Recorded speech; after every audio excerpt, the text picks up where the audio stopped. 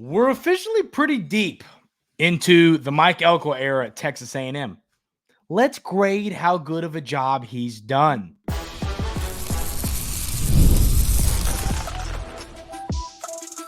You are Locked On Aggies, your daily podcast on the Texas A&M Aggies, part of the Locked On Podcast Network, your team every day.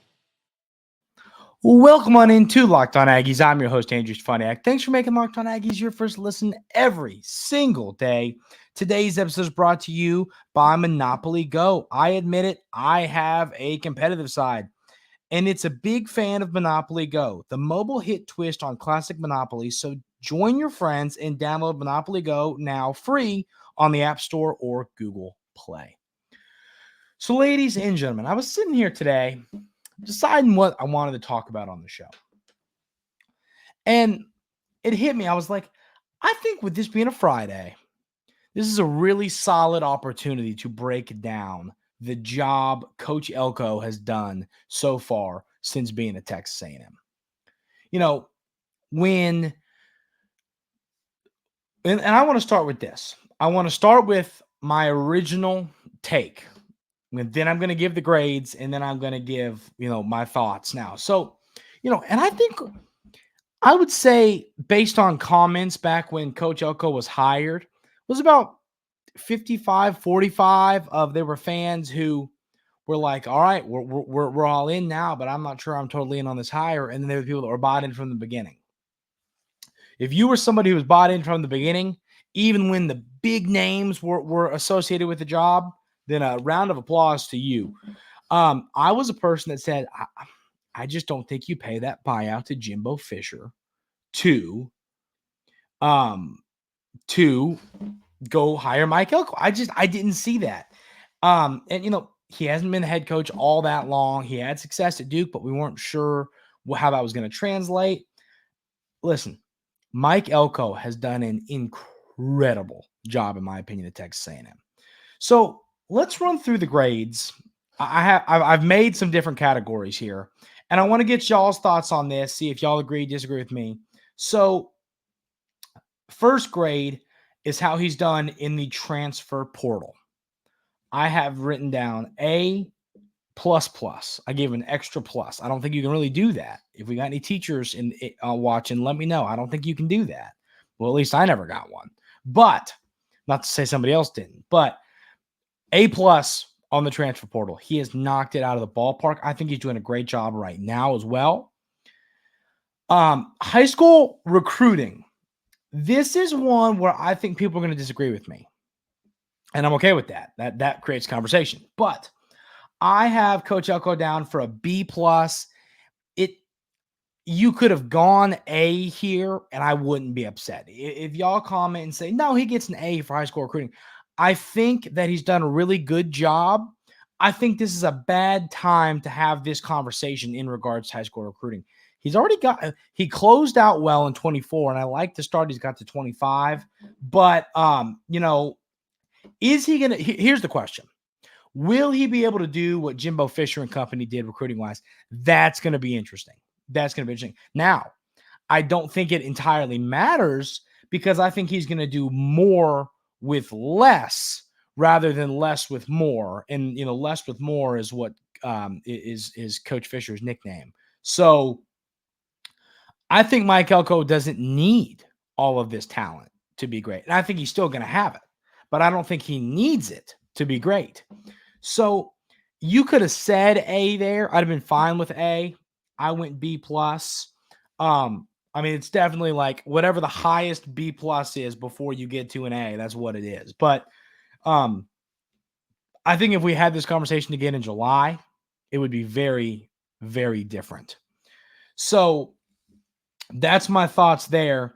Then I've got public eye. What does the public eye think of this hire? What does the public eye think, the national media think of what's going on at Texas A&M? And listen, I think this is a mixed bag here, but I think for the most part, this is an A. I think it's an A. I think that Coach Elko has done a really, really good job bringing a good look on the program from others. I think national media, I've seen some people saying, it's going to be tough for Texas A&M. And then I've seen some people saying, man, I think Texas A&M could be that surprise team in the SEC this year that nobody really sees it coming and they have a great season. I think you could see that happen. So I'm kind of anxious to see how that pans out. I think, you know what I mean? Let me know that in YouTube comments. I'm really curious here what y'all think about that. Do you think the public eye on Coach Elko is as positive as I do? I think that many in the national media are really high on Coach Elko. I think that when you hear, whether it's Pate or whether it's Pikel over at On3, we've had on Jay Crane here on the show. He's talked a lot of positive about Coach Elko. It sounds all around positive when you hear about Coach Elko. So I think the public eye is an A. Now, you've heard some folks say, well, he's done a good job, but I need to see it to believe it. And I get that, that's fair. The need to see it to believe it crowd is fair. I'm not going to yell at a wall about that. So here is where this gets really, really interesting. I think it's culture / backing from his players. And that's another thing I have written down for an A+. I think that his players absolutely love him. Every time I hear anybody, any player, talk to the media, talk to whoever about Coach Elko, recruits, people just love this guy. And that's what recruiting is. That's what building a culture is. It's building relationships with your players. And it sounds like Coach Elko has done an incredible job at that so far. So, I think that is a positive. I think knowing that he's building a roster who everybody, ELE, what's that from? Is that from Semi-Pro? If anybody's ever seen Semi-Pro, everybody love everybody. Everybody loves everybody. And I think for the most part, I think Coach Fisher's players liked him and defended him. But I just think Coach Elko is building this program in a different way, just the type of way you'd want to build a program. So the culture is an A+. And I think staff hires, this is debatable. I have an A. I think you could have an A+. I think Colin Klein's an A+. I think Moffitt's an A+. I think Coach Cushing's done a great job. I think Higgins has done a great job. I think that Bateman's done a great job. I think this coaching staff is great. I really do. I'm really high on this staff as all. I like who he brought with him from Duke, but I also like the coaches that he went and got from other spots. I think Coach Elko did an all-around great job with his coaching staff. So overall grade, drum roll. The overall grade I gave Coach Elko right now for what he's done in his first few months at Texas A&M is an A. It's just, there's no way you couldn't have it as an A. He has done an incredible job. He has recruited. He has gotten here, seen the roster, seen holes, plugged them. He has looked at the recruiting, and he's done it. He closed out the 24 class well. He closed out the 25. He's starting the 25 class well. I have a really good feeling about everything Coach Elko is doing when it comes to his program right now. I think Coach Elko is going to go down as a really legendary college football coach. I think he's good at what he does. I think he's, of course, a ball knower. He's an X's and O's guy, but he's great with culture. He's great at building relationships. I really like everything that Coach Elko is doing. Feel good about that. And once again, my expectations, when they hired Coach Elko, I wasn't like punching a wall mad, but I was like, I thought they would go another direction. And now, however many months into this hire it's been, I am all the way bought into Coach Elko and the Coach Elko era. I think he's doing a great job. I think he's going to continue to do a great job. And I cannot wait to see what the future for this program looks like. So all those categories that I discussed, let me know in the YouTube comments. Do you agree? Do you disagree? with what I said about those categories. Curious to hear y'all's thoughts on that. And then leave an overall grade in the comments. I can't wait to hear y'all's opinions there. Now we're going to talk a little bit. I know we just talked a lot of positives about Coach Elko, but are we expecting a little bit too much when it comes to win total? We will have that conversation coming up right here on Locked On Aggies. But first, I got to tell you about our wonderful friends over at eBay Motors. Passion, drive, and patience. The formula for winning championships is also what keeps your ride or die alive. eBay Motors has everything you need to maintain your vehicle and level it up to peak performance. Superchargers, roof racks, exhaust kits, LED headlights, and more. Whether you're into speed, power, or style, eBay Motors has you covered. With over 122 million parts for your number one ride or die, you'll always find exactly what you're looking for. And with eBay Guaranteed Fit, your part is guaranteed to fit your ride every time or your money back. Because with eBay Motors, you're burning rubber, not cash. With all of the parts you need at the prices you want, it's easy to make your car the MVP and bring home that huge win. They send you the parts right to your door. Save time, save money. You got to check out eBay Motors. Keep your ride or die alive at ebaymotors.com. Eligible items only, exclusions apply. eBay Guaranteed Fit only available to U.S. customers. So now I want to talk a little bit about expectations. It's kind of funny because this show's taking a complete turn. We're talking a lot of good about Coach Elko, and we're not going to talk any bad about Coach Elko right now. We're going to have the conversation, are we expecting a little bit too much in year one under Coach Elko? So my thoughts here are pretty simple. No, I don't think we are. And now I'm going to make both sides of this argument so y'all see where I'm coming from here. So I think the expectation, and I don't think I know because Texas A&M's win total on most betting apps, including FanDuel, is listed at 8.5, which means you go over, it's 9, you hit the under, it's 8. And I think that 8 or 9, if you win 8 or 9 football games this year, I think we're going to feel pretty good about the first year of the Coach Elko era. So the question then becomes, what happens if you win less than 8? And then are the expectations too high? Is an 8-win season, are the expectations too high? And I will respond to that with a pretty simple no. I don't think they're too high. And the reason I don't think that, topic we've had a little bit here on the show, is because of the schedule. And this is something, as you everydayers know, I have said time and time and time and time again.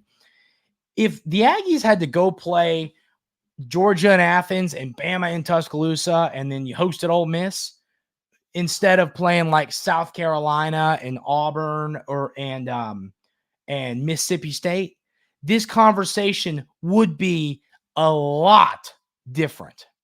But it's not. The conversation is your challenging road games are Auburn and Florida, two very, very beatable football teams. Your home games are difficult, but they're in front of the best fan base in college football, one of the loudest stadiums in all college football. You can win some games there. Yes, you have to play Notre Dame. You have to play LSU. You have to play Missouri. You have to play Texas. Great football teams. 4 exceptional, really good football teams. But you are going to play all of them at home in front of the 12th man. And I'll tell you this. I don't think expecting to win 8 football games is too high. And listen, and I already see people hearing this and going, well, and this is what they're going to say. This is what they're going to think. They're going to say, well, Texas A&M has struggled when it comes to expectations. And I think that the struggle to reach expectations is going to change. Yes, in the past, the Aggies have struggled to do what they were supposed to do. Oh, we're a top 10 team, and then you go 7-5. You know, that is something that that is something that I don't think the staff's going to do. I really don't think that this staff is going to swing and miss on expectations. Now it's going to happen. If Elko's here for 10 years, he's going to have a season where it doesn't go as great as everybody anticipated. But I do think for the most part, looking at the expectations for the season, Coach Elko has this team in a spot where it's not going to be hard to get to 8 wins. And once again, it's the SEC, it's college football. The word hard, I don't know if it's the best word because it's the SEC, but the schedule just sets up so absolutely well. And when I look at this, I go, but I don't think that Coach Elko's in a spot with it being his first year. Let's say they win 7 games. You're not going to hear people in the streets screaming, "Fire Mike Elko." That's not what's going to happen. I think that if he wins 7 games, I'd be a little bit. It's such a hard conversation to have because frustrated is not the right word. It's his first year here. Rome wasn't built in a day. It's not easy to build a program. But especially knowing you lost a ton of production in the portal.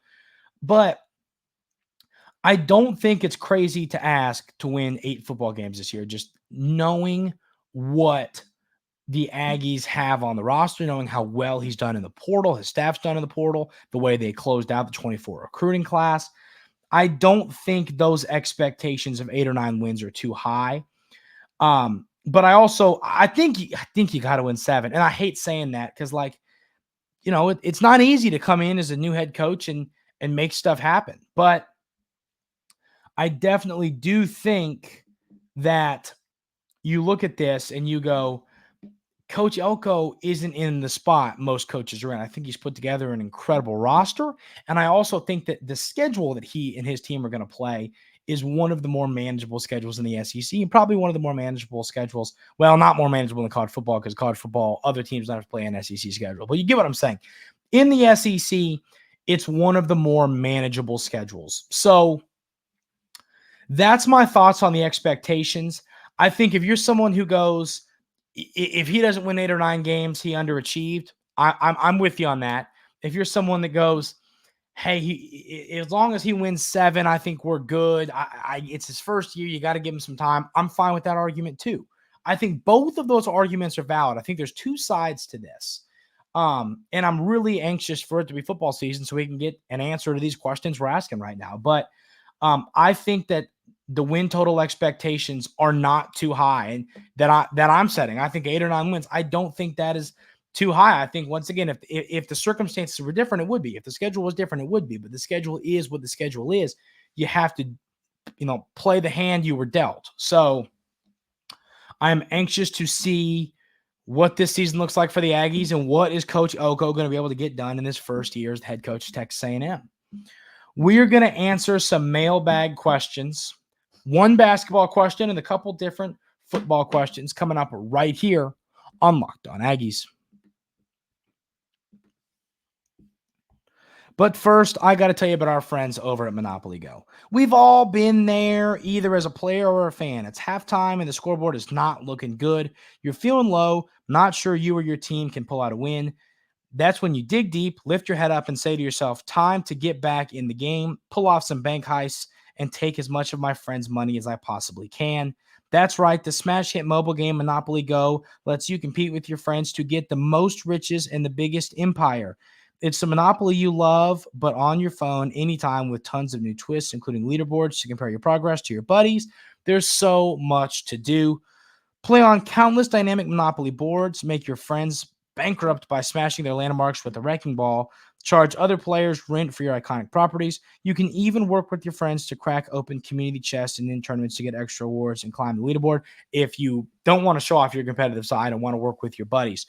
So get back out there, put on your game face, and download Monopoly Go, now free on the App Store or Google Play. So the first question, we're not going to hit too hard on basketball right now, but what are my thoughts on how Buzz is doing right now in the offseason? I think he's hitting the portal out of the ballpark. I think he's doing a great job of filling holes. I think he's doing a great job of going to get scorers. I think that the news of Wade Taylor coming back is huge. You could not lose Wade Taylor. I don't think he had the best year last year when it comes to field goal percentage because of the system, the lack of scores. It's why he was so good when O'Basket came on late in the season. This is what I'm talking about. So I've been very, very happy with the offseason that Buzz has had so far. And I think this basketball team is going to be even better next year than it was this year. I think it's going to be as good next year as it was supposed to have been this year if he keeps hitting the portal out of the ballpark. So I have two interesting questions that I want to answer, and then that'll probably be the day here at Locked On Aggies, be the week actually. Hope everyone's having a great Friday. But the first one is, I had someone DM me on Twitter, and it was like, Andrew, I'm not saying you are, but do you think you could be overhyping Donovan Green? And I don't listen. I love this person. Him and I have a DM back and forth before every day here at the show. But we've discussed before. I'm like, what I'm saying here is, if you have a thought like that, DM me, comment it on YouTube. It creates good talking points. I'll tell you, I don't think I am. I love the tape that Donovan Green put on film, 2 years ago before going down with the ACL injury. I thought that he was going to break onto the scene last year, and then he, of course, goes down with the injury. It's an ACL. Now, the only reason that I could maybe be talked into me overhyping Donovan Green a little bit is it's not easy to come back from an ACL tear. Coming back from an ACL tear, it's more for running backs, I would say, than tight ends, but still having to make cuts, having to get open, having to explode when it comes to breakaway speed. That's going to be tougher first year coming back from the ACL tear. It's good to see that he was back out there practicing toward the tail end of spring practice. I think he's going to be healthy. I think he's going to be good to go, but you still need to see him get fully healthy. You still need to see him really get back to football, but he's going to be able to do that before the season starts. So no, I don't think I'm overhyping Donovan Green, but let's just say this. If another tight end on this roster broke out, I wouldn't be like the most shocked person in the world. So that's my thoughts on Donovan Green. Last question. And I talked about this the other day, but some people might have missed it. So I wanted to have just a minute conversation on this before we call it a day. Bryce Foster situation. What does it mean? So Bryce Foster, of course, entered the transfer portal. What does that mean for Texas A&M? Well, I had some folks comment, and appreciate the thoughts. I'm not saying anything negative about these thoughts, but that I was kind of blowing the loss out of proportion a little bit. And I mean, I don't think I was. I agree with everybody that Bryce Foster, sometimes he showed some disinterest. He wasn't here in the spring. I agree with all those points. But losing your starting center hurts. There's no debate to that. Losing a starting offensive lineman, the most important position on the offensive line when it comes to helping the other lineman, obviously left tackle is the most important position if your quarterback is right-handed. But the point here is losing your starting center is a big deal. Now, the addition of Kali from Utah makes a lot more sense now. A guy that started 8 games at Utah, a good player with a high upside. So that makes a lot more sense now. And the more I look at this, the more I say to myself, okay, I think that you're going to see, this center's going to be okay with Shanahan and Mark Naboo, and then obviously the transfer Kali. But losing a starter is never a good thing. And I do think if Kali was to go down with an injury, you're going to wish that Foster was back on this roster. So those are my thoughts on that situation. That's going to do it for today's episode of Locked On Aggies. Best of luck to Edgerton Cooper in the draft tonight. Time y'all are watching this, we'll know if he got drafted or not. But best of luck. Hope he goes tonight. Good luck to all the Aggies getting drafted. Hope everybody has an outstanding weekend, and we will see you on Monday.